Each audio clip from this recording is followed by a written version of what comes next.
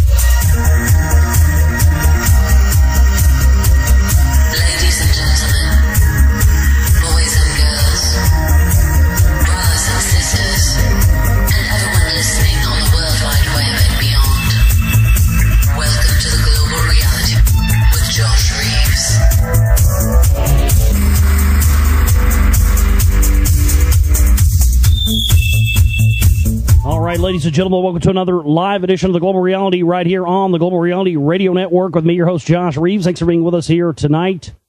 And, yes, indeed into the late night Moonbat hour. So we appreciate you being with us and staying up with us as per usual. And we're going to be getting into all kinds of news and information for you on the show tonight and our continued series of reading we started the other night as well. The book with the long-ass title that I can't remember off the top of my head. That's pretty much how we tell the truth on that one right there. Yeah, the long-ass book with the title I don't remember. C.W. Ledbetter, The Astral Plane, Its Scenery, Inhabitants, and Phenomenon. So, if we have time, we'll pick up there. Tonight, we have... I don't know if we have any emails, but we always love to have emails as well if you want to send those in. During the show, after the show, anytime you want to send those in to me, globalrealityshow@gmail.com. Sorry, I'm just adjusting my mic here. globalrealityshow@gmail.com.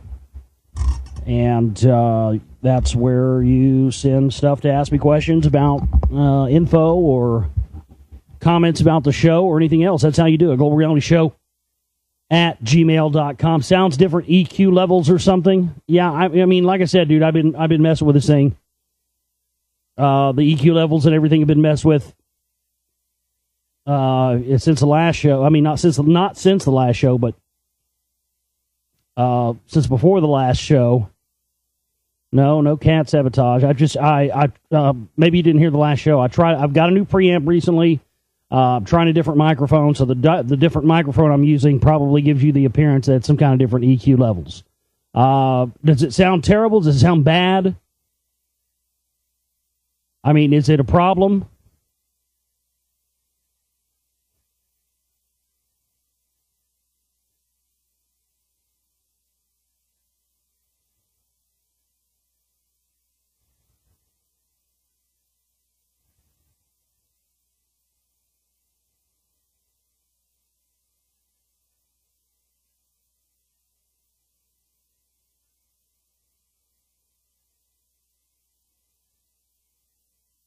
So it sounds fine.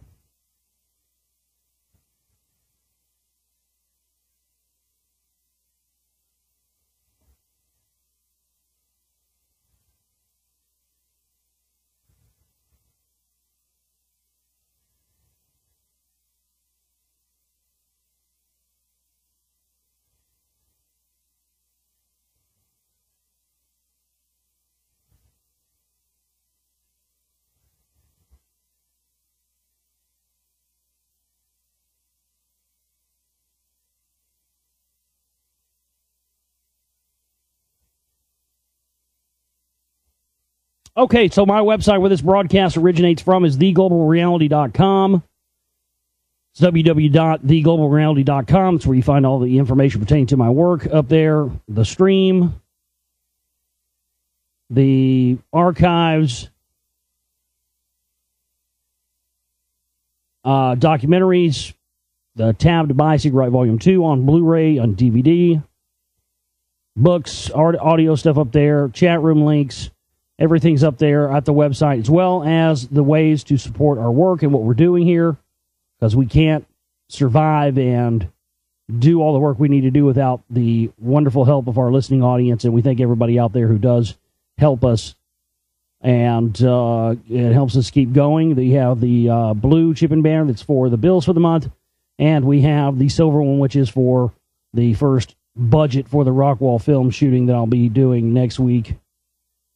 And we also have a one-time donation button there. We also have a monthly subscription where you can select an amount that will come out of your account monthly, so you don't have to come and visit a chipping banner or something like that every month.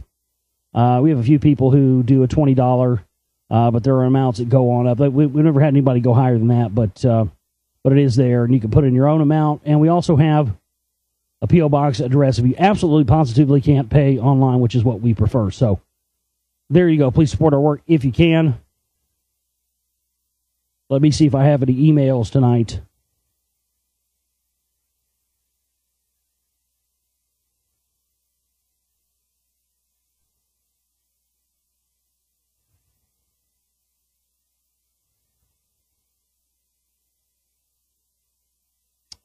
Here's an email from Jim. I am going Peter Rabbit. What the fuck does that mean?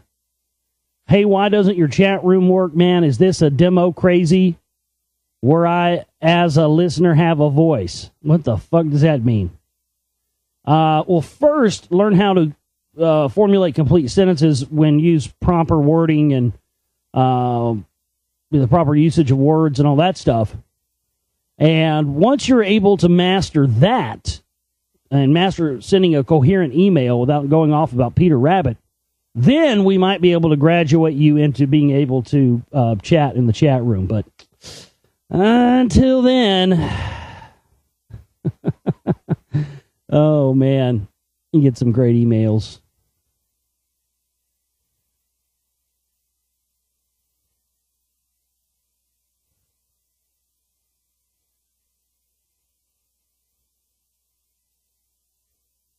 Let's see what else we have.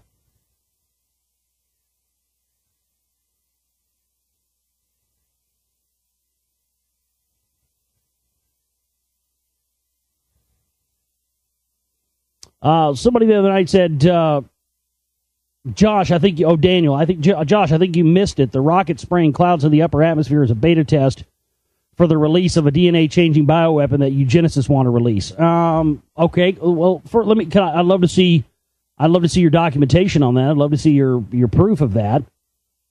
How can you say that I missed something if I don't?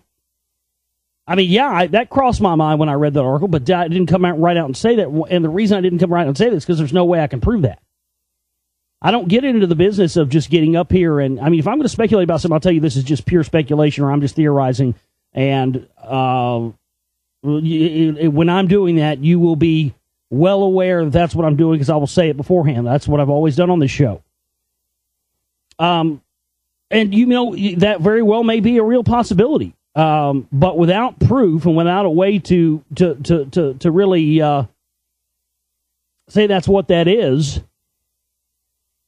because I've heard that would be impossible, that it's impossible for them to be able to.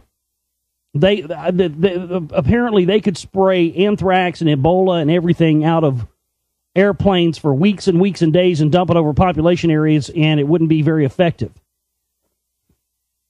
Because it dissipates. That's why they've always used this shaft in the chemtrail operations. Because what the shaft does is the shaft gives them the ability to be able to pull down things that are already up in the atmosphere, and then we breathe them in, and it goes through the blood-brain barrier, and there's all kinds of nastiness up there in the atmosphere that they're able to access and bring down to the ground. So, no, I didn't miss that was a possibility. I just don't get up here and say, folks, these rocket clouds are spraying clouds in the upper atmosphere. It's a beta test for DNA-changing bioweapon eugenicists want to release. I mean, literally, that sounds, what you sent me, I mean, that one line, it sounds like something straight out of the Alex Jones show or Alex Jones playbook. It just sounds like some classic Jones fear sauce. I mean, it literally does. Let me read it for you again. Folks, the rocket spraying clouds in the upper atmosphere is a beta test for the release of a DNA-changing bioweapon the eugenicists want to release. I mean, it just sounds like straight out of his playbook. So again, whether that may be true or not, unless you have hard physical evidence to prove it, it's not really.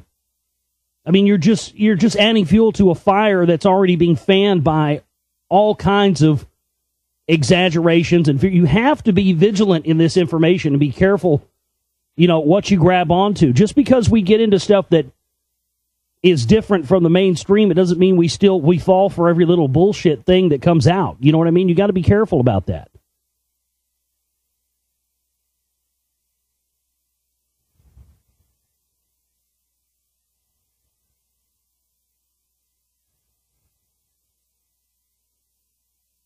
Hey Josh, this from Renio Ferguson. He says, "Hey Josh, I heard you mention Robotech, which I was a huge fan of. So I started to think of other programs I watched when I was young, and I thought of Moonbase Alpha, which sounds more like Moonbase Nibiru, which was NASA trying to tell us something.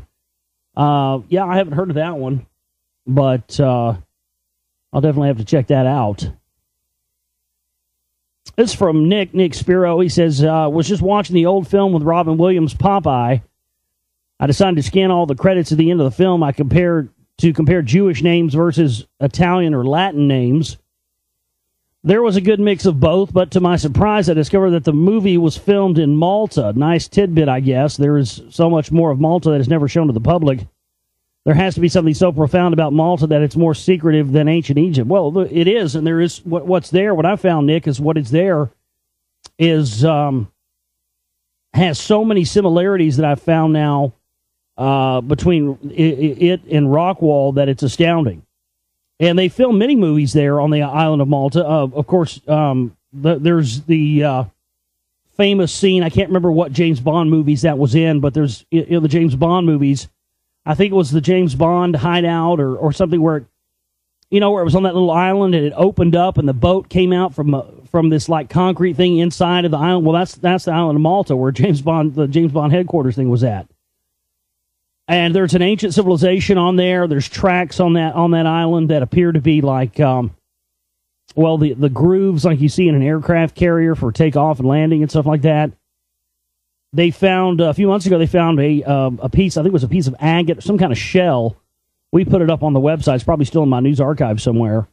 I'd posted on Facebook in a bunch of places. But it was a stone that had these hieroglyphics or some sort of etchings on them, and they look very similar to some of the stones that had been found, the big 2.5-ton garnet stones that CMP member Freemason Ralph Hall supposedly has in his possession. And so that was the first thing, and then the how old it is. It's much older than anything else found on Earth. It's very, very old. And then last week we had that story about that temple there on Malta where, where it resonates and has frequencies and sound that respond to vibrations and energies. So yeah, I'm definitely going to be showcasing some of the similarities between the things that are on the island of Malta and the rock wall in the rock wall film, Nick. So thanks so much for bringing that up.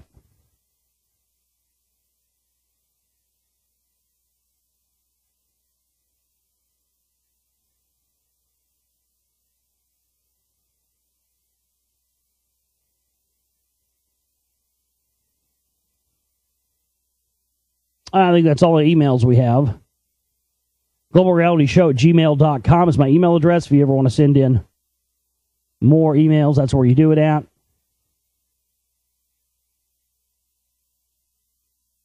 In this weekly series, Life's Little Mysteries, it says Mysteries. Life's Little Mysteries rates the plausibility of popular science fiction concepts. Science fiction or fact, E.T. will look like us. From the Klingons in Star Trek to the skinny, oval-eyed creatures in classic alien abduction tales, many depictions of extraterrestrials in popular culture have been decidedly human-like in sci-fi movies and TV. The reason is obvious. Makeup is much less expensive for a humanoid alien, and it's tough to act in a giant ooze suit. Plus, it's much easier to empathize with beings that look like us, so it is no accident that evil aliens oftentimes ooze mucus and sport tentacles. These narrative considerations aside, what is the likelihood that intelligent alien life, if we ever discover it, will actually resemble humankind? It's more programming getting us ready for this, for the alien rollout here. Scientists have actually proposed solid arguments for and against ET developing a body plan similar to ours. At face value, if you will, it seems unlikely that organisms on another world that underwent eons of unique evolutionary history should fit comfortably in our clothes. Why should they look like us? No other creatures look that much like us except for other apes. An alien will look like whatever its evolutionary niche is. But maybe that's just it. Perhaps evolutionary circumstances similar to those that led us to develop limbs and fingers to manipulate tools arose on alien planets. Maybe being bipeds with bilateral symmetry is a prerequisite for building socially and technologically advanced societies. And this is what this is as well. The reason they're bringing this up, I think, is they're trying to scientifically look at the likelihood of what something like this would look like from another planet, so that when they get ready to fake something, they may have more of an opportunity to be able to make something more believable. You know what I mean? So as far as we know, to develop complexity, life requires environmental conditions very similar to those on Earth over the last several 100 million years. And to get going in the first place, life almost certainly needs water. That is why the ongoing hunt for alien life in the cosmos is focused on finding water. And this is still, they're still looking for the wrong things. I mean, again, still looking at we found organisms living in, all kinds of deadly poisons and all kinds of stuff where you would think would be barren of life, and life just thrives there. So that's, again, that's the thing that we're missing in all of this, and science continues to miss, I think, by design, is that we have no reference point, no frame of reference for what forms consciousness will take on outside of our own.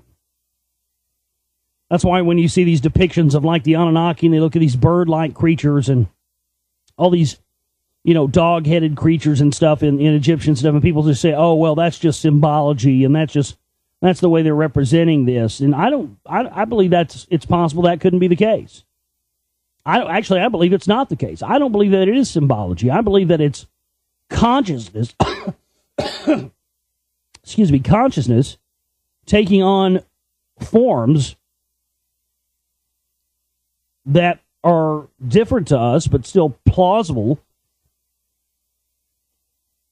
I mean, it's very plausible that there are or were, quote unquote, intelligent beings that looked like, dogs walking around upright, or big eagles or birds. I mean, it's very possible.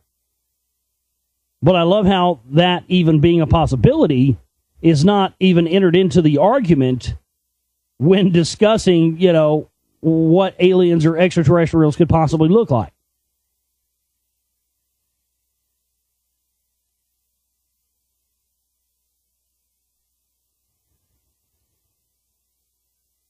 Rare animal-shaped mounds discovered in Peru. This is an interesting article sent to us by a listener. For more than a century and a half, scientists and tourists have visited massive animal-shaped mounds such as Serpent Mound in Ohio, created by the indigenous people of North America. But few animal effigy mounds had been found in South America until University of Missouri anthropology professor emeritus Robert Benfer identified numerous earthen animals rising from above the coastal plains of Peru, a region already renowned for the Nazca Lines, the ruined city of Chan Chan, and other cultural treasures. The mounds will draw tourists one day, Benfer said. Some of them are more than 4,000 years old. Compare that to the effigy mounds of North America, which date between 400 and 1200 AD. The oldest Peruvian mounds were built at the same time as the pyramids in Egypt. Just knocked something off my desk. I don't know what it was.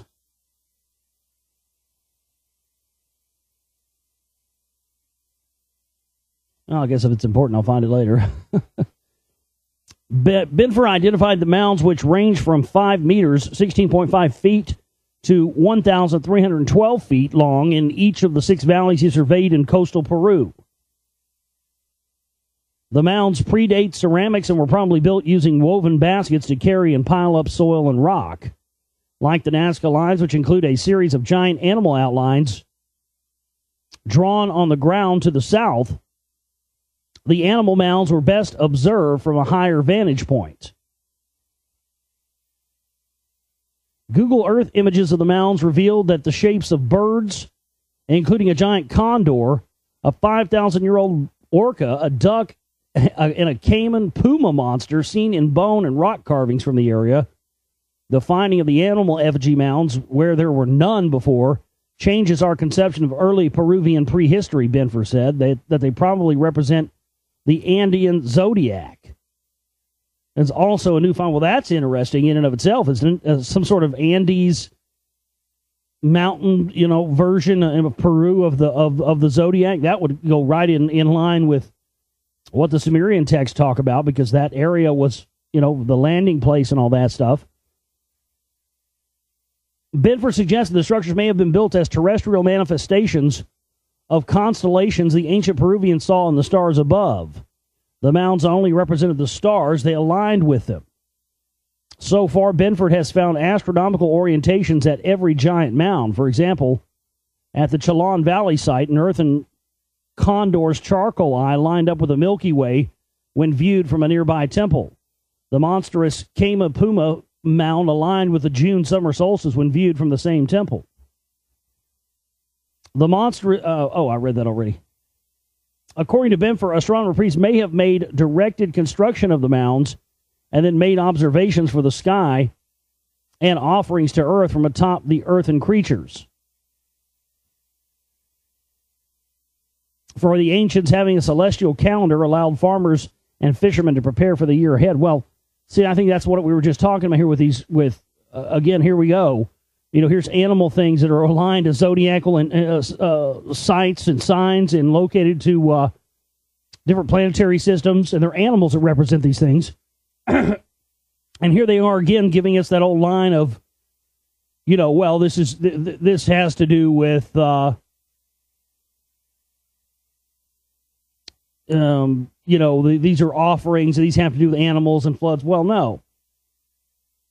What if it has to do with these quote-unquote gods who had consciousness and great power and technology but took on the shapes and forms of animals, and then these animal stones were aligned to the location that they traveled back to, some planet that goes around the stars. And we find that more and more, that all these ancient sites are all aligned to different... People always get hung up on the Sirius thing, and Sirius is important to the elite and to the secret societies, but not every single one of the things are always aligned to Sirius.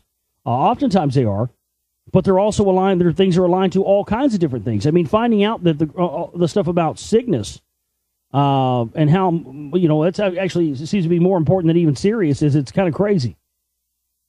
But we see this many examples of this, many alignments, and it seems as if that's what these people who were setting themselves up as gods were doing. They were, assigned to a planetary system where they lived, and they traveled between a stargate from here to there, and then made their monuments aligned to these different planetary and star systems so that the cults and religions could be built around them for their prophesized returns. So definitely a interesting article there. I'll drop it in the chat room for you.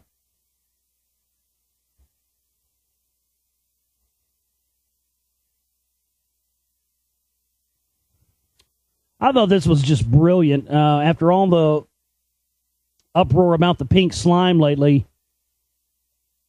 who do they send out to get the thumbs up about it? None other than Bilderberg Group member Rick Perry, the wonderful governor down here in Texas where I live. You know what I mean? It's like all this uproar, and who do they get to say it's beef, man? It's all good. Don't worry about it. I mean, come on. That makes you definitely know you shouldn't be eating it. Governors from 3 meat-producing states today defended Beef Products Incorporated, the company that makes lean, finely textured beef, which now former USDA scientist nicknamed Pink Slime. After a walk through the company's plant accompanied by ABC News, let's call this product what it is and let pink slime become a term of the past, Texas Governor Rick Perry said after the tour, after which officials showed off T-shirts with the slogan, "Dude, it's beef." I mean, give me a break. What an operation here. That tells you who owns all these beef processing plants, who has money in it. You know, all people who are Bilderberg Group members, you know. That's who owns these things. That's who's putting this. Otherwise, they wouldn't be sending people like Rick Perry out for these, you know, PR appearances. Stung by consumer reaction to the process used by BPI grocery stores pulled beef containing the filler off the shelves, and BPI closed 3 of its 4 plants for lack of demand. The governor said that the treatment of the products received in the media was unfair because it is not only safe, but also nutritious and allows grocers to sell leaner ground beef at a lower cost. So it's nutritious. That ammonia is nutritious for you. Yes. I mean, that's what your forefathers, when they, back in the day when everybody had to kill their own food, that's what they did, right? That's what they looked for, yeah. They looked for the amount of ammonia that meat had in it before they killed it out on the open plain and cooked it there. Yeah, that's what they wanted. I mean, god damn. I mean, Soylent Green is good for you. Here, eat it. It's Soylent Green. It's great. But it's people. Yeah, but it tastes so good. Eat it. It's beef, but it's leaner beef, which is better for you. See, it's leaner because we take all these little bits and pieces off the cutting room floor, and we pack it all down into a big fucking brick. Bones and fucking, you know, nuts and balls and everything, and fucking grind it all up. And then they put it in a thing and they spin it around till all the fat spins off of it. And then they chip that shit off in big old fucking bricks. And just sell it. It's good. It's meat. I'll eat it. I'm Rick Perry. I'll eat this shit raw. Woo! God damn. I mean, couldn't you get somebody better than that for your PR campaign, please?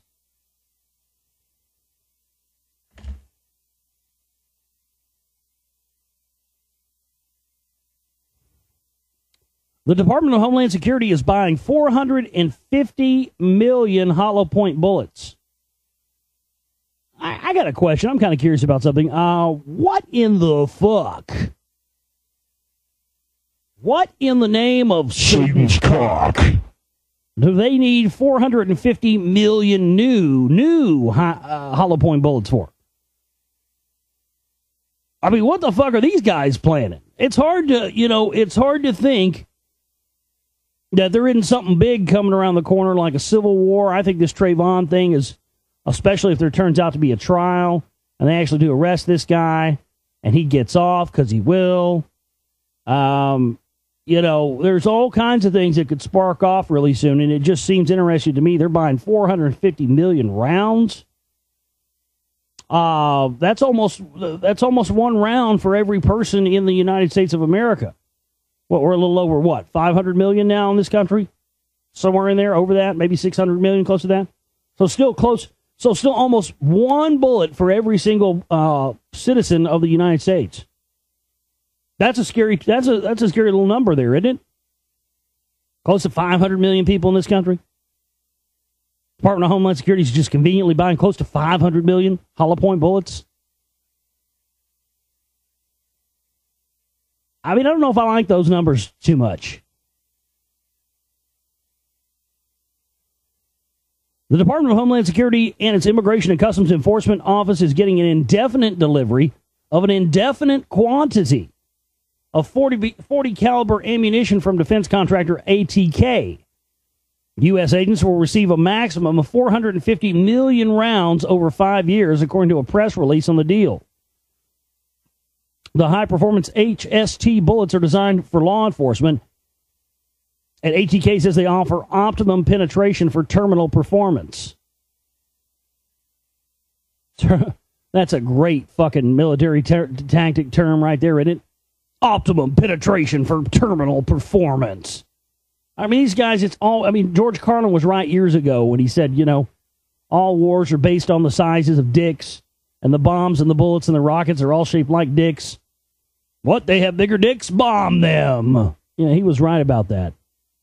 Optimum penetration. Optimum penetration for terminal performance. Oh yeah, that's what Satan likes. Optimum penetration, baby. For terminal, yeah. Optimum penetration, so the maximum amount of penetration you can get for terminal performance. Now, what does terminal performance mean? Oh, performance to make you terminal, to make you dead. I get it. Wow, what a sell point. These bullets kill you. They're better than the other guys. Well, what makes your bullets better than this guy over here? These kill people. Well, these bullets kill people too, right? Yeah, but these have optimum penetration for terminal performance. Our bullets are better than this guy's because ours kill people better. Yeah, but don't those bullets kill people too? Yeah, but ours kill them better. I just love it. It's a bullet, dude. It's all about where you put it anyway.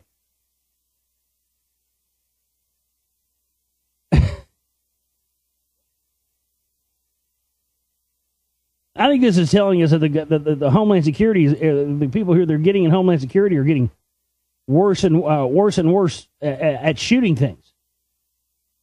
I mean, these guys aren't fucking marksmen. They're not shooters. They're just fucking spray gun pilots, dude. They're just going and fucking spraying rounds. It doesn't take any skill. They know how to do double taps because they've been playing fucking first-person shooters for decades.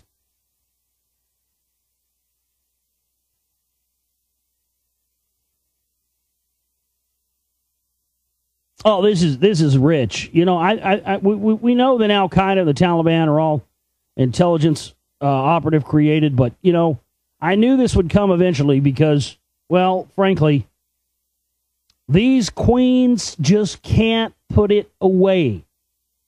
You know, I've wondered how they've been dealing with this. You know, with all that time, with all these guys spending all that time in, you know, Taliban operations and, you know, CIA stuff and Al Qaeda operations. I've been wondering how these, you know, these closet queens have been keeping it under wraps. Well, it appears that it's under wraps no longer.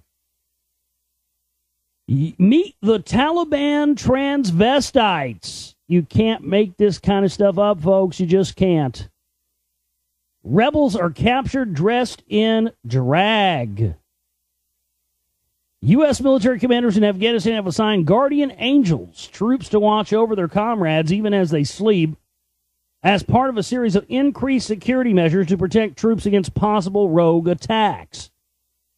The added protections are part of a directive issued in recent weeks by Marine General John Allen to the top U.S. commander in Afghanistan to guard against insider threats, as they come in the wake of a spike in attack on U.S. coalition forces by Afghans, including the point-blank shooting deaths of 2 U.S. advisors in Afghan's military Ministry of Interior.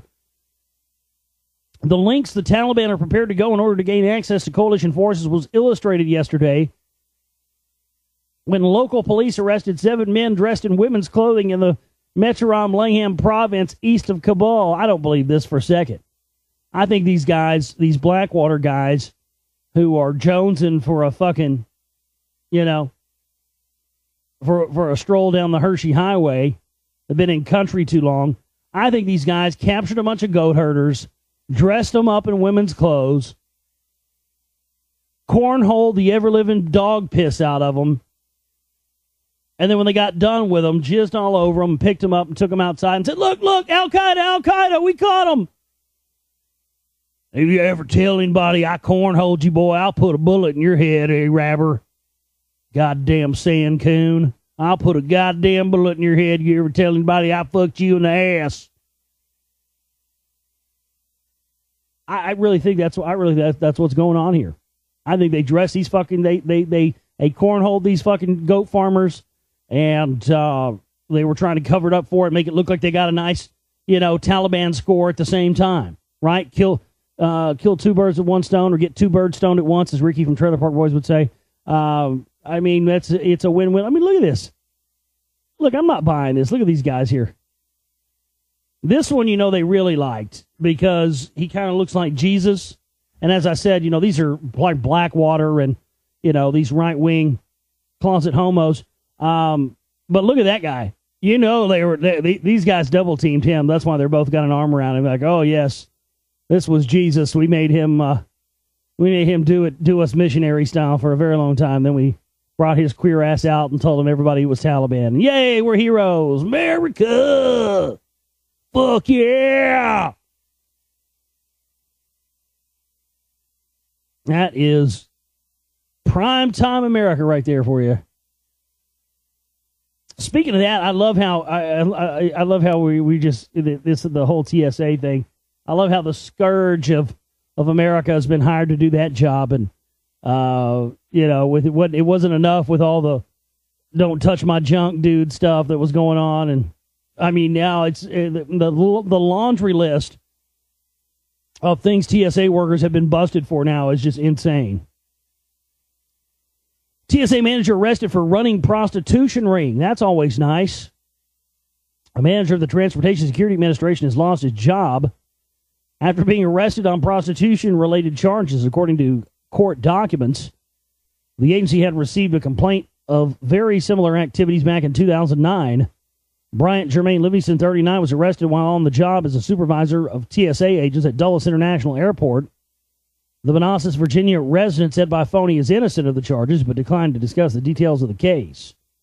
According to charging documents, on February 15th, Livingston used cash to rent a room at the Crown Plaza Hotel on Georgia Avenue in Silver Spring, Maryland. The hotel manager recognized Livingston as a previous customer who, on earlier occasions, had groups of males and females frequently entering and exiting Livingston's room. Similar activity was happening on February 15th, so the manager called Montgomery County Police to report likely prostitution. So he's running hoes. He's TSA. That's good quality. Then this other guy gets busted with child porn. Remember the guy that told the woman that he made her think she had coke, pulled a white baggie of stuff out of her purse, made her pee herself, crying, "You're going to jail, bitch, goddamn right." Oh, I'm just fucking with you. I put that there. He wasn't even reprimanded for it. A former employee of the U.S. Transportation Security Administration has been sentenced to nearly 3.5 years in prison for possession of child pornography. He's probably sitting in there fucking cranking one out. "Oh, I'll watch the monitor today, Steve. Yeah, no, you go ahead and go out there and feel the junk and fill up some boobs and a breast for me and an 8-year-old. I mean a MILF for a nice looking woman. I'm going to stay in here and watch the screens. I'll let you know if we need to get anybody to go through more than once or 8 or 10 times so I can see their little girl and little boy asses." I'm looking for MILFs and cougars. Just go in there, Steve. I'll watch the cameras. Don't worry about me. I've got this. Oh man. If you hadn't seen there's a South Park, I think it was the first episode of the new season. The Toilet Security Administration. One of the characters' moms gets her this whole thing about leaving the toilet seat up. Guys leaving the toilet seat up. And I agree with my whole point on that is, why can't you just look before you sit down? We don't want to. We sit down and we fall and we get our ass wet. Well, why don't you look before you sit down, bitch? Simple fucking shit to me. And she gets her guts sucked out and dies. And so to stop people's deaths from leaving the toilet seat up, they have the TSA, the Toilet Security Administration, and they install seat belts and cameras in everybody's house. And they got guys watching camera banks for hours and hours, jerking off while you're dropping a deuce. Oh, man. It's funny shit.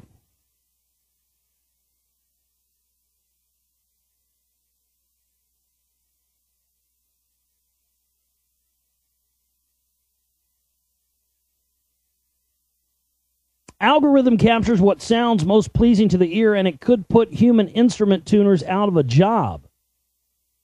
New findings from a German scientist may be music to a musician's ears, but it could put those high-priced human tuners out of business.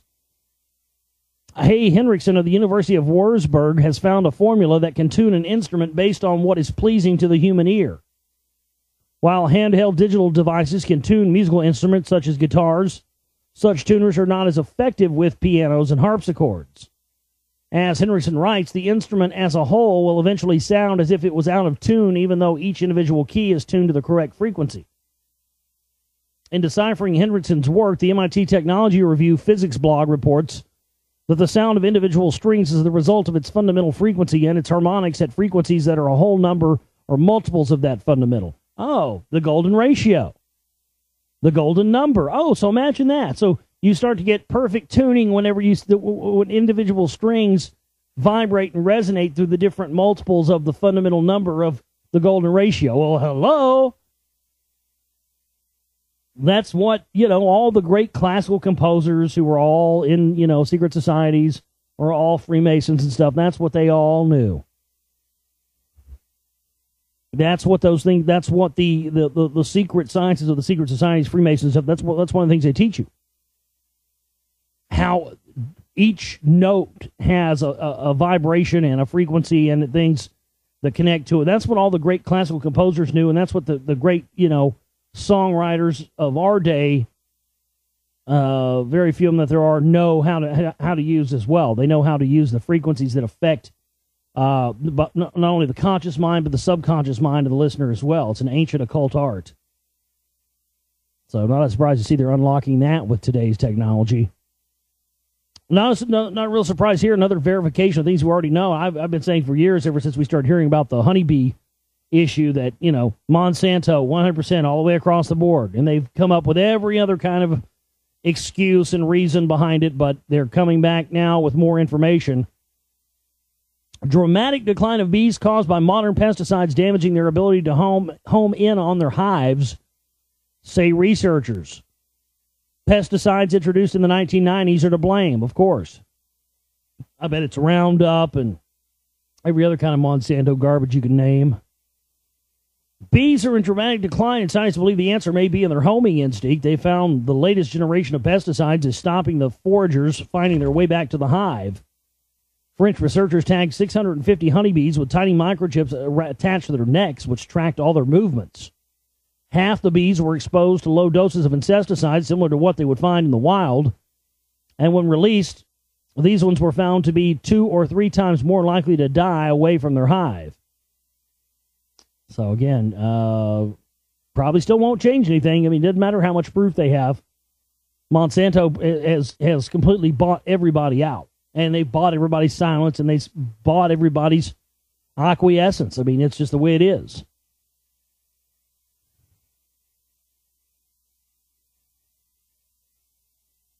Former nuclear scientist at Large Hadron Collider goes on trial accused of being an Al-Qaeda agent.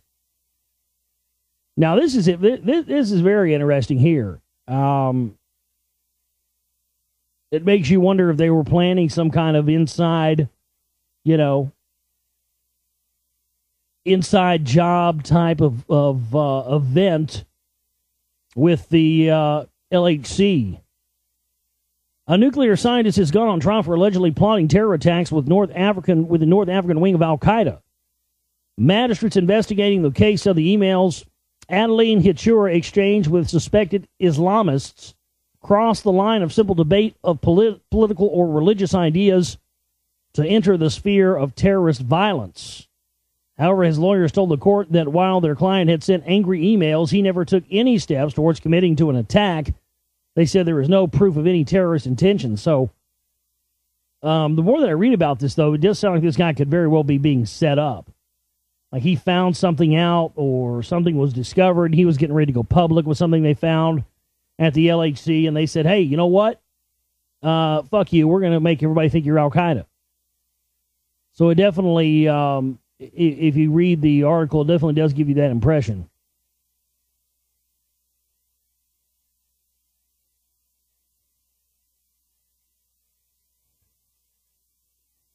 Osama bin Laden initially dismissed the prospect of a 9/11 style plot against America as inconsequential.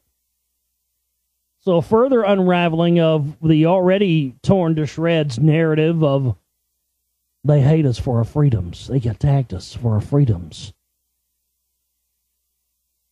Osama bin Laden initially dismissed the prospect of a 9/11 style plot against America as inconsequential, according to a new book. When the strike was first proposed to him in 1996, the Al-Qaeda leader was non-committal and refused to give his backing. It was not until 3 years later before he could be brought around, and another 5 years before the deadliest attacks on U.S. soil since Pearl Harbor eventually took place. And, come on. We know what he was. He was a patsy. He was the boogeyman. He was the guy they set up. He was long dead before they ever started pinning stuff on him, but they'd been setting him up for years, and, he's off somewhere sipping martinis on a beach.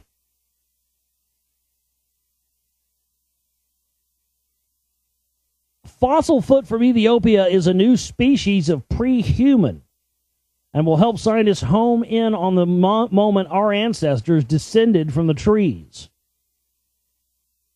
A fossilized foot for the mysterious new species of human that walked the earth 3 million years ago could offer insight to how man evolved to walk on 2 feet.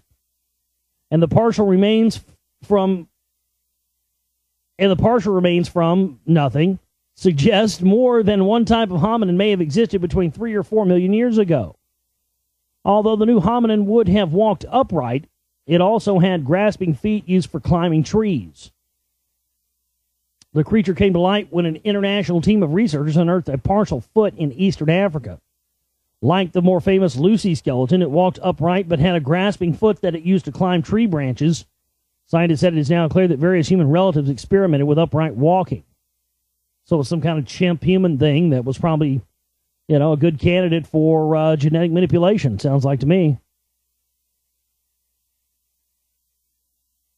The key to a cure for obesity might lurk in an unlikely place, in the bowels of mummified corpses from 3,000 years ago. Scientists believe that one of the causes of today's obesity... I just saw a mistake in the last article. Couldn't even read. In this one, may be the cause of today's obesity epidemic. I think they meant to say epidemic. I mean, does nobody proofread anything anymore before it goes to press? I mean, I see mistaken words in news stories almost every single day, but I see them in books and I see them in textbooks and all kinds of places. Have we just gotten that dumb? Or is it that they just know that most people don't read this shit anyway? They don't even care. The cause of today's obesity epidemic? No, obesity epidemic, retards. Scientists believe that one of the causes of today's obesity epidemic may be antibiotics, which have changed humanity's gut flora, the bacteria that live inside of us. Researchers believe that a possible cure for obesity might be to repopulate our guts with ancient bacterium from a time before antibiotics existed. I mean, this anybody else with me get the sneaking suspicion that this sounds like, here now, Perplexia, the cure for obesity. One pill, one shot, one time, here you go. Obesity is now a thing of the past. Extracted from the mummified corpses of 3,000-year-old mummies and brought straight to you from Pfizer. Side effects include black plague, scarlet fever, the funk of 40,000 years. I mean, literally. What was it? Side effects may include, the black plague. I mean, I don't know about that. I don't know about putting, I think the problem is that we're jacking everything full of poison. And it's very difficult and becoming increasingly difficult for your average person like you and I to get food that's not jacked full of crap. And I mean, that's the problem. That's where we need to look for solutions.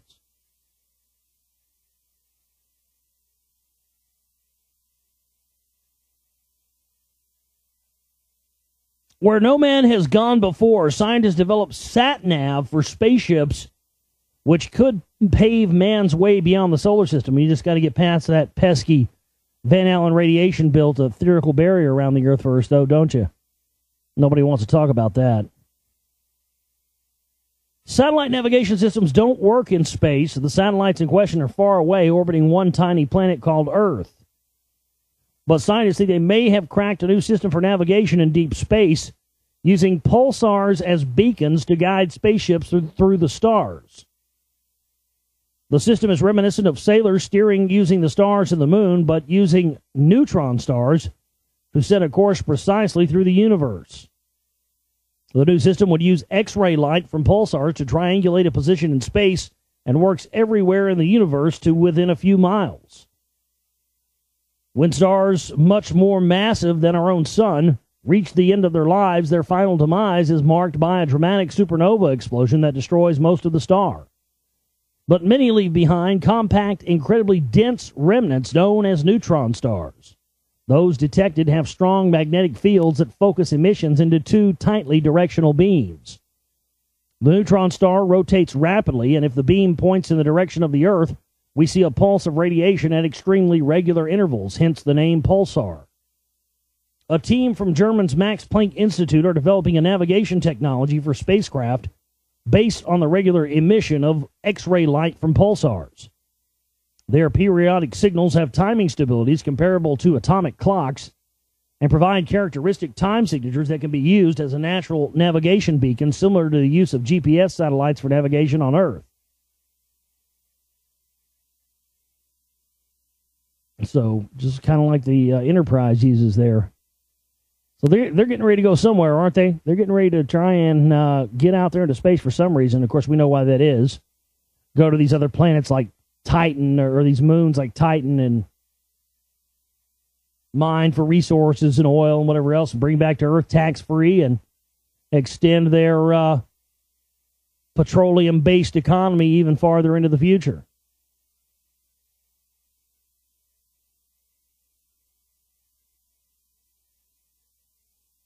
We're going to take a break, come back, and continue our series of reading that we started the other night. I think this is going to be a good read, and can't wait to get into with you here throughout the coming days over the show. TheGlobalReality.com is my website. It's TheGlobalReality.com. And we have our fundraiser for going on this week to pay the bills for the month, and that is coming up. The shipping banner ends on Saturday, and we need to meet that goal there, so please help us out with that if you can. All right, back here with you on the Global Reality, right here on the Global Reality Radio Network with me, your host, Josh Reeves. We're going to be getting into our series of reading in this segment of the broadcast, the Astral Plane, its scenery, inhabitants, and phenomenon. We were starting a segment entitled Scenery last time, so we'll be starting there tonight. TheGlobalReality.com, again, is my website. That's where you find everything pertaining to my work. You can get all my documentary films up there. Somebody had sent me a message saying it's not really apparent where to buy Secret Right Volume 1 and Secret Right Volume 2. Yeah, you just have to go under Documentaries tab if you want to get Volume 1. And it says the Secret Right series there. You just click on Secret Right Volume 1, and there's a button there to buy the disc. So there you go. You can buy Volume 1 and Volume 2. We also have all kinds of packages for Volume 2. If you still haven't gotten your DVDs or Blu-rays that you ordered, or just sit tight. They will be there very soon. They're on their way, so just be patient. Thank you so much for everybody being patient with that. I don't have limited opportunities to be able to get to the post office, so sometimes they go out later than I want them to, but they get there eventually. Just be patient. But we have all kinds of packages up there for Secret Right Volume 2 where you can get the Blu-rays, you can get the DVDs. We have research packs where you can get soundtrack discs, data DVD, all kinds of packages up there. We also have a donate button at the site if you want to use that. That can put in any amount you want to donate to our work, so we can have some in our war chest to be able to do the things we need to do. And those of you that are new listeners and you haven't supported our work yet, please do so. First of all, then, it must be understood that the astral plane has 7 subdivisions, each of which has its corresponding degree of materiality and its corresponding condition of matter. This is scenery now. Scenery inside of the astral plane is what they're talking about here. Now, numbering these from the highest and least material downwards, we find that they naturally fall into 3 classes. Division 1 and 2 and 3 forming one such class, and 4 and 5 and 6 another, while the 7th and lowest of all stands alone. The difference between the matter of one of these classes and the liquid, while the difference between the matter of the subdivisions of a class would rather resemble that between 2 kinds of solids, such as, say, steel and sand. Putting aside for the moment the 7th, we may say that divisions 4, 5, and 6 of the astral plane have for their background the physical world we live in and all its familiar accessories. Life on the 6th division is simply our ordinary life on this earth, minus the physical body and its necessities. While as it ascends through the 5th and 4th divisions, it becomes less and less material, and is more and more withdrawn from our lower world and its interests. The scenery of these lower divisions, then, is that of the earth as we know it, but it is also very much more. For when looked at from this different standpoint with the assistance of the astral senses, even purely physical objects present a very different appearance. As has already been mentioned, they are seen by one whose eyes are fully opened, not as usual from one point of view, but from all sides at once. An idea in itself sufficiently confusing. And when we add to this that every particle in the interior of a solid body is as fully and clearly visible as those on the outside, it will be comprehended that under such conditions, even the most familiar objects may at first be totally unrecognizable. Yet a moment's consideration, this thing keeps turning back on me, sorry about that. Yet a moment's consideration will show that such vision approximates much more closely to true perception than does physical sight. Looked at on the astral plane, for example, the sides of a glass cube would all appear equal as they really are, while on the physical plane, we see the further side in perspective. That is, it appears smaller than the nearer side, which is, of course, a mere illusion. It is this characteristic of astral vision which has led to its sometimes being spoken of as sight in the 4th dimension, a very suggestive and expressive phase.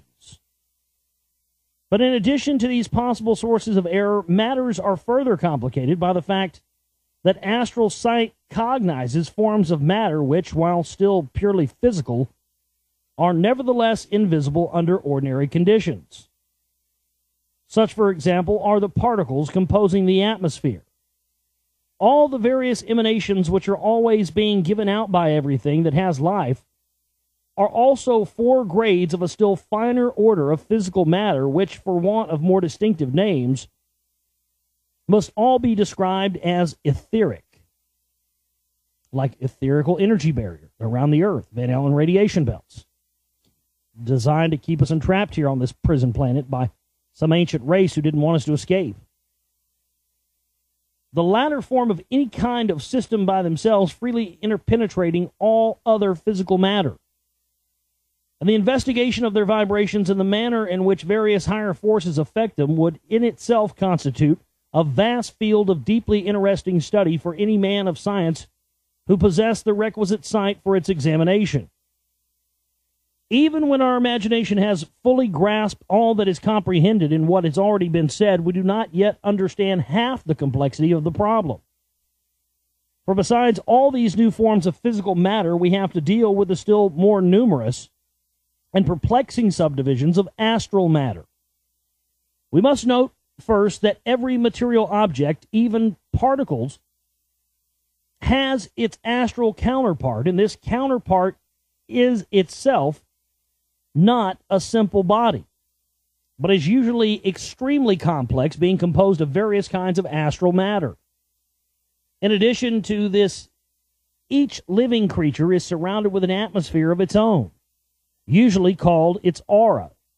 And in the case of human beings, this aura forms of itself a very fascinating branch of study. It is seen as an oval mass of luminous mist of highly complex structure, and from its shape has sometimes been called the auric egg.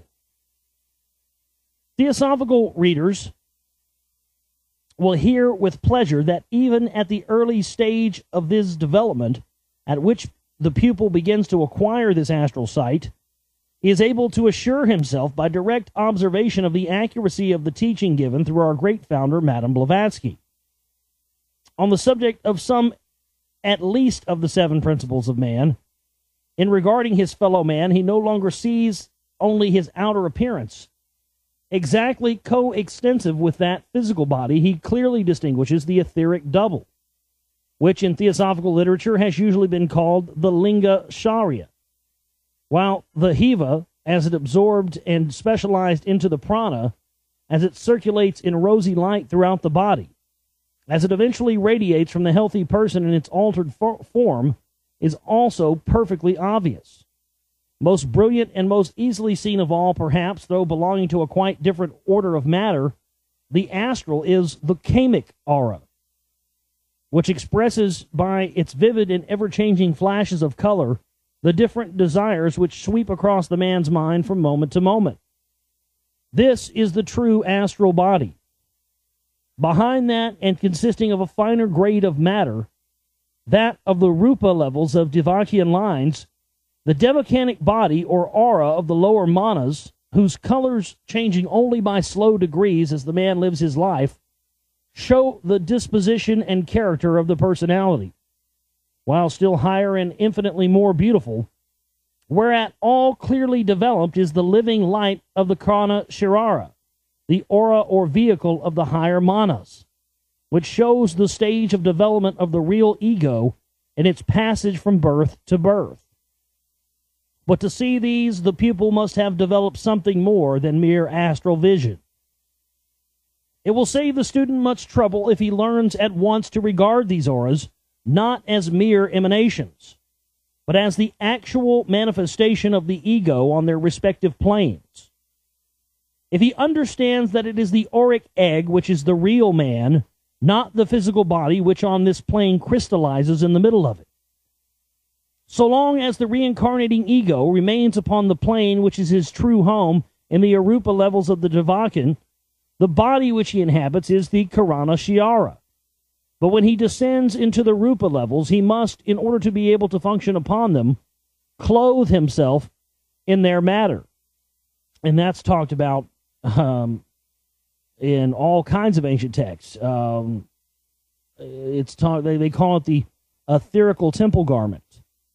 Manly P. Hall talks about that in The Secret Teaching of All Ages, about, when the adept goes for his final training, he goes, in this chamber that's located inside of the Great Sphinx, and he has to wear this etherical temple garment. Also, that was talked about by Thoth and the Emerald Tablets of Thoth, about going into the halls of Amenti and clothing yourself with this this garment that basically doesn't allow the pure radiant light of the halls of Amenti to rip through your fragile little meat suit.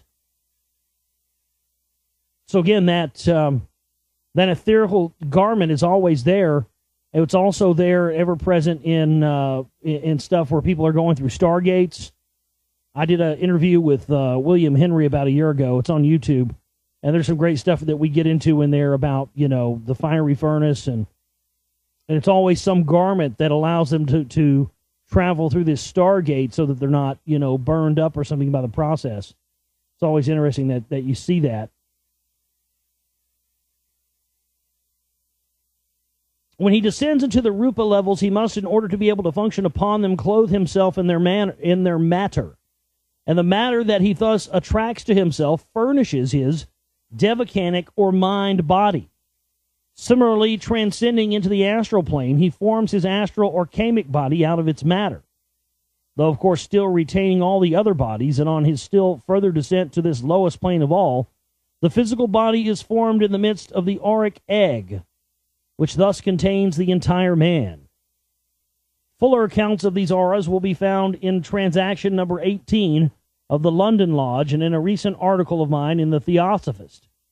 But enough has been said here to show that as they all occupy the same space, which, by the way, they share also with the physical health aura, the finer interpenetrating the grosser. It needs careful study and much practice to enable the neophyte to distinguish clearly at a glance the one from the other. Nevertheless, the human aura, or more usually some part of it, only is not infrequently one of the first purely astral objects seen by the untrained, though in such a case its indications are naturally very likely to be misunderstood. Yeah, because that's something anybody can really see if you really want to. You can. I mean, I've seen people's auras all the time, but sometimes you don't see them because people are just so wound up and programmed. Though the kamic aura, from the brilliancy of its flashes of color, may often be more conspicuous, the nerve ether and the etheric double are really of a much denser order of matter. Being, strictly speaking, within the limits of the physical plane, though invisible to ordinary sight, it has been the custom in theosophical literature to describe the linga sharia as the astral counterpart of the human body. The word astral having been usually applied to everything beyond the cognition of our physical senses. As closer investigation enables us to be more precise in the use of our terms, however, we find ourselves compelled to admit much of this invisible matter as purely physical, and therefore to define the linga sharia no longer as the astral, but as the etheric double. This seems an appropriate name for it, since it consists of various grades of that matter which scientists call ether. Though this proves on examination not to be a separate substance, as has been generally supposed, but a condition of finer subdivisions than the gaseous, to which any kind of physical matter may be reduced by the application of the appropriate forces. The name etheric double will therefore be used in the future in theosophic writings instead of linga sharia, and this change will not only give us the advantage of an English name, which is clearly indicative of the character of the body to which it is applied, but will also relieve us from the frequent misunderstandings which have arisen from the fact that an entirely different signification is attached in all of the Oriental books to the names that we have hereto been using. It must not, however, be supposed that in making this alteration in nomenclature that we are in any way putting forward a new conception. We are simply altering, for the sake of a greater accuracy, the labels previously attached to certain facts in nature. If we examine with psychic faculty the body of a newly born child, we shall find it permeated not only by astral matter of every degree of density, but also by the several grades of etheric matter. And if we take the trouble to trace these inner bodies backwards to their origin, we find that it is of the latter that the etheric double, the mold upon which the physical body is built. It is formed by the agents of the lords of karma, while the astral matter has been gathered together by the descending ego, not of course consciously, but automatically, as he passes through the astral plane. Into the composition of the etheric double must enter something of all the different grades of etheric matter, but their proportions may vary greatly and are determined by several factors such as the race, subrace, and type of a man, as well as his individual karma. When it is remembered that these four subdivisions of matter are made up of numerous combinations, which in their turn form aggregations that enter into the composition of the atom of the so-called element of the chemist, it will also be seen that this second principle of man is highly complex, and the number of its possible variations practically infinite. So that, however complicated and unusual a man's karma may be, the Lapika are able to give a mold in accordance with which a body exactly suiting it can be formed. One other point deserves mention in connection with the appearance of physical matter when looked at from the astral plane. And that is that the astral vision possesses the power of magnifying at will the minutest physical particle to any desired size as though by a microscope. Though its magnifying power is enormously greater than that of any microscope ever made or ever likely to be made, the hypothetical molecule and atom postulated by science are therefore visible realities to the occult student, though the latter recognizes them as much more complex in their nature than the scientific man has yet to be discovered. Here again is a vast field of study of absorbing interest to which a whole volume might readily be devoted. And a scientific investigator who should acquire his astral sight in perfection would not only find his experiments with ordinary and known phenomena immensely facilitated, but would also see stretching before him entirely new vistas of knowledge, needing more than a few lifetimes for their thorough examination. For example, one curious and very beautiful novelty brought to his notice by the development of this vision would be the existence of other and entirely different colors beyond the limits of the ordinarily visible spectrum. The ultra-red and ultraviolet rays, which science has discovered by other means, being plainly perceptible to astral light. Being plainly perceptible to astral sight. And you actually can see these different colors and these different astral planes, and I know that that's something that under the influence of certain hallucinogenic substances you experience as well.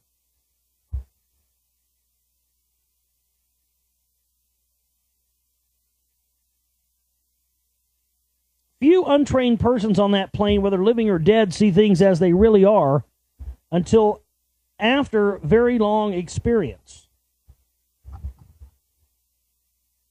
Even those who do see fully are often too dazed and confused to understand or remember, and among the very small minority who both see and remember, there are hardly any who can translate the recollection into language on our lower plane. Many untrained psychics never examine their vision scientifically at all. They simply obtain an impression which may be quite correct, but also may be half false or even wholly misleading. Yeah, I know people who, I don't know. I think sometimes people I know I don't know. I know people who say they channel stuff, but sometimes I wonder if it's if it is they're indeed channeling something or if it's just their mind working. And sometimes you take things that these things say and you take them one way, but it may be saying it a completely different other if you're not trained on how to be able to interpret visions that you see in other realms and dimensions and stuff like that. All the more probable does the latter hypothesis become when we take into consideration the frequent tricks played by sportive denizens of the other world, against which the untrained person is absolutely defenseless. It must also be remembered that the regular inhabitant of the astral plane, whether he be human or elemental, is under ordinary circumstances conscious only of the objects of that plane, physical matter being to him as entirely invisible as is astral matter to the majority of mankind. Since, as before remarked, every physical object has its astral counterpart, which would be visible to him, it may be thought that the distinction is a trivial one. Yet it is an essential part of the symmetrical conception of the subject. If, however, an astral entity constantly works through a medium, these finer astral senses may gradually be so coarsened as to become insensible to the higher grades of matter on their own plane, and to include in their purview the physical world as we see it instead, but only the trained visitor from this life, who is fully conscious on both planes, can depend upon seeing both clearly and simultaneously. Be it understood, then, that the complexity exists, and that only when it is fully perceived and scientifically unraveled is there perfect security against deception or mistake. For the seventh or lowest subdivision of the astral plane, also this physical world of ours may be said to be the background. though what is seen is only a distorted and partial view of it, since all that is light and good and beautiful seems invisible. It was thus described 4,000 years ago in the Egyptian papyrus of the scribe Ani. What matter of place is this unto which I have come? It hath no water, it hath no air. It is deep, unfathomable, it is black as the blackest night, and men wander helplessly about it therein. In it a man may not live in quietness of heart. For the unfortunate entity on that level, it is indeed true that all the earth is full of darkness and cruel habitations. But it is darkness which radiates from within himself, and causes his existence to be passed in a perpetual night of evil, of horror, of very real hell, though, like all other hells, entirely of man's own creation. Most students find the investigations of this section an extremely unpleasant task, for there appears to be a sense of density and gross materiality about it, which is indescribably loathsome to the liberated astral body, causing it the sense of pushing its way through some black, vicious fluid, while the inhabitants and influences encountered there are usually exceedingly undesirable. The first, second, and third subdivisions seem much further removed from the physical world and correspondingly less material. Entities inhabiting these levels lose sight of the earth and its belongings. They are usually deeply self-absorbed and, to a large extent, create their own surroundings. Though these are not purely subjective, as in Divakan, but, on the contrary, sufficiently objective to be perceptible to other entities and also to clairvoyant vision. This region is beyond doubt the Summerland of which we hear so much at spiritualistic seances, and the entities who descend from and describe it are probably often speaking the truth as far as their knowledge extends. It is on these planes that spirits call into temporary existence their houses, schools, and cities. For these objects are often real enough for the time, though to a clearer sight they may sometimes be pitifully unlike what their delighted creators suppose them to be. Nevertheless, many of the imaginations that take form there are of real, though temporary, beauty.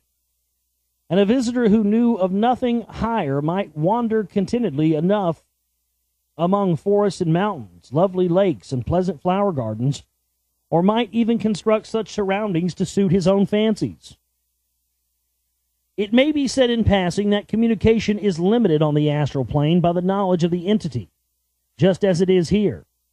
While a person able to function freely on that plane can communicate with any of the human entities there present more readily and rapidly than on Earth, by means of mental impressions, the inhabitants themselves do not usually seem able to exercise this power, but appear to be restricted by limitations similar to those that prevail on Earth, though perhaps less rigid. The result of this is that they are found associating here in groups drawn together by common sympathies, beliefs, and language. An account of the scenery of the astral plane would be incomplete without mention of what are commonly called the records of the astral light, the photographic representation of all that has ever happened. These records are really and permanently impressed upon that higher medium called the Akasha. Right, the Akashic records. And are only reflected in a more or less spasmodic manner in the astral light. So that one whose power of vision does not rise above this plane will be likely to obtain only occasional and disconnected pictures of the past instead of a coherent narrative. But nevertheless, pictures of all kinds of past events are constantly being reproduced on the astral plane and form an important part of the surroundings of the investigator there. So that's the end of that part. The scenery. Next time we'll get into the inhabitants, and this will get into the various entities and different things that inhabit the astral plane. This is fascinating stuff. It's always interesting to get into the stuff that they believe in. You know, and when you study theosophy and you look at the history of it and stuff, it is some of this ancient teaching that go back to the Anunnaki, and it's stuff that they, kind of an amalgamation of all the world's religions and stuff that they have wanted kept in secret, and that's why that Hitler was looking for it. That's why they've created this bastardized version of American theosophy where everything's changed and, it takes on different meanings. It's just unbelievable stuff. Anyway, that's going to do it for us tonight. TheGlobalReality.com is my website. Tomorrow's our last day of our fundraiser for the month to pay the bills, so please help us reach that goal there if you can. We hadn't got much in this week, so help out the cause if you can, folks. That's all I got to say about that. My name is Josh Reeves. I love each and every one of you. We'll see you next time. You have a great one. Take care.